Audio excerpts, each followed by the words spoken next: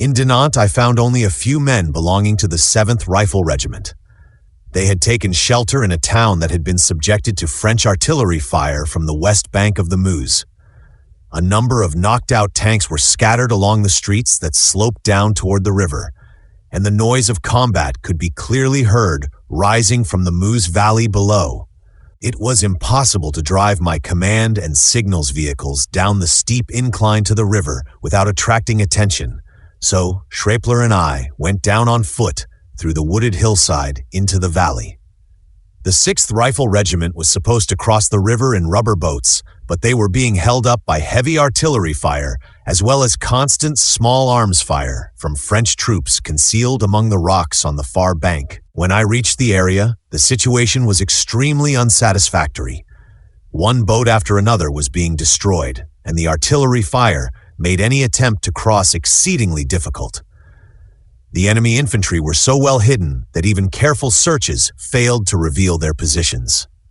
Time and again, they fired directly into the area where I stood together with the commanders of the Rifle Brigade and the Engineer Battalion. Smoke would have greatly helped to screen the crossing, but since none had been deployed, I ordered houses in the valley to be set on fire to produce a smoke screen. As time went on, the enemy fire grew even more intense.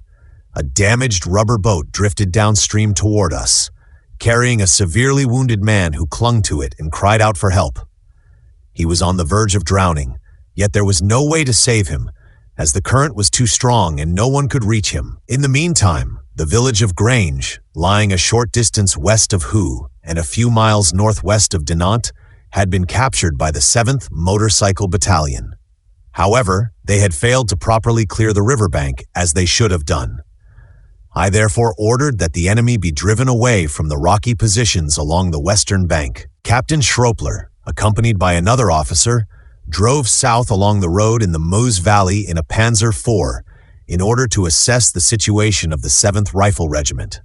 While we were on the way, shell splinters from the west bank struck near us, and Schraepler was wounded in the arm.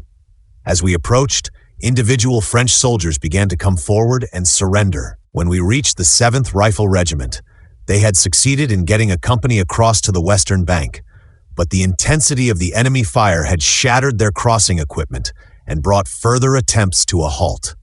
Many wounded were lying in a house close to the destroyed bridge, receiving treatment. At the northern crossing point, no enemy could be seen, yet it was still impossible to cross. Since it was evident that tanks could not get across there without strong artillery support to suppress the enemy, I returned to divisional headquarters, where I met Colonel General von Klug and General Hoth. After discussing matters with Major Heidkamper and issuing the necessary orders, I drove back along the Meuse to Lef, a village on the outskirts of Dinant, in order to shift the crossing operations to that location. I had already instructed several Panzer IIIs and IVs, together with an artillery unit, to move to the new crossing point. We left the signals vehicles about 500 yards east of the river and continued on foot across deserted farmland toward the Meuse. In Lef, we found numerous rubber boats lying in the street, many of them badly damaged by enemy fire. On the way, we had also been attacked by our own aircraft. At Lef, we first examined the footbridge, which the enemy had blocked with a steel barrier fitted with spikes.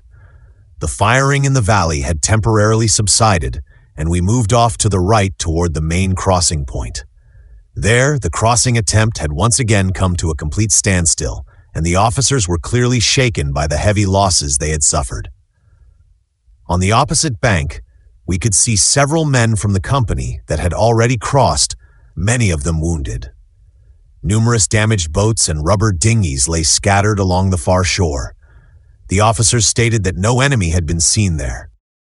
Outside the shelter, the enemy immediately began firing at anyone they could detect. A number of our tanks and heavy weapons had already taken up positions on the embankment to the east of the houses, but they had apparently expended nearly all their ammunition.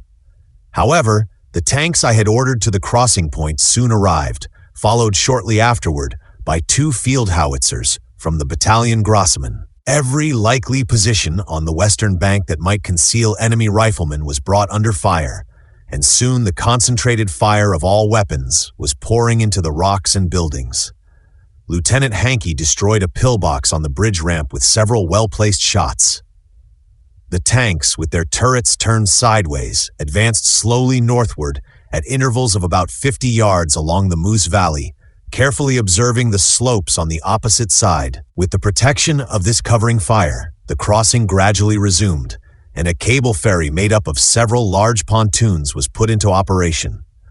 Rubber boats moved back and forth, transporting the wounded from the west bank. One man who fell out of his boat managed to grab hold of the ferry rope, but was dragged underwater through the Moose. He was saved by Private Heidenreich, who dived in and brought him safely to shore. At this point, I assumed direct command of the 2nd Battalion of the 7th Rifle Regiment and personally directed operations for a time. Accompanied by Lieutenant Most, I crossed the Moose in one of the first boats and immediately joined the company that had already been across since early morning. From the company command post, we could observe companies Enkefort and Lichter making rapid progress. I then advanced northward along a deep gully toward Company Enkefort. As we approached, a warning was received: enemy tanks ahead. The company had no anti-tank weapons, so I ordered small arms fire to be opened against the tanks as quickly as possible. Shortly afterward, we saw them withdraw into a hollow roughly 1,000 yards northwest of Leffy.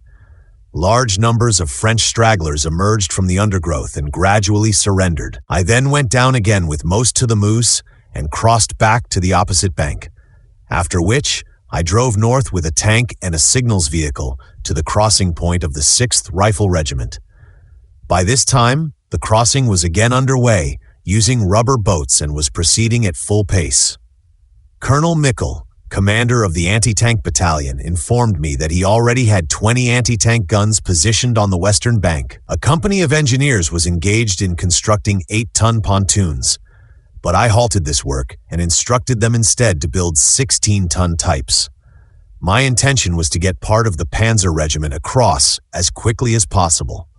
As soon as the first pontoon was ready, I took my 8-wheeled signals vehicle across. Meanwhile, the enemy had launched a strong attack, and the sound of their tanks could be heard approaching the ridge on the Moose bank.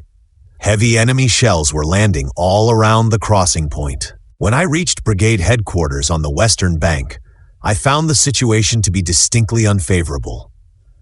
The commander of the 7th Motorcycle Battalion had been wounded, his adjutant killed, and a powerful French counterattack had inflicted heavy losses on our men at Grange.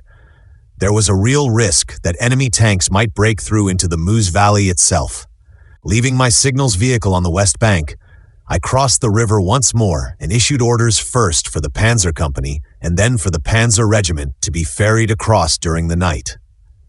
However, moving tanks over the 120-yard wide river after dark proved slow work, and by morning, only 15 tanks had reached the western bank, an alarmingly small number. At dawn on the 14th of May, we learned that Colonel von Bismarck had succeeded in pushing forward his attack toward Onhai, 3 miles west of Dinant, where he had become heavily engaged with the enemy. Shortly afterward, a wireless message reported that his regiment was surrounded, and I immediately decided to go to his assistance with every tank available. At about 09 hours, the 25th Panzer Regiment, under Colonel Rothenberg, advanced along the Moose Valley with the 30 tanks that had so far reached the western bank, pushing forward as far as possible.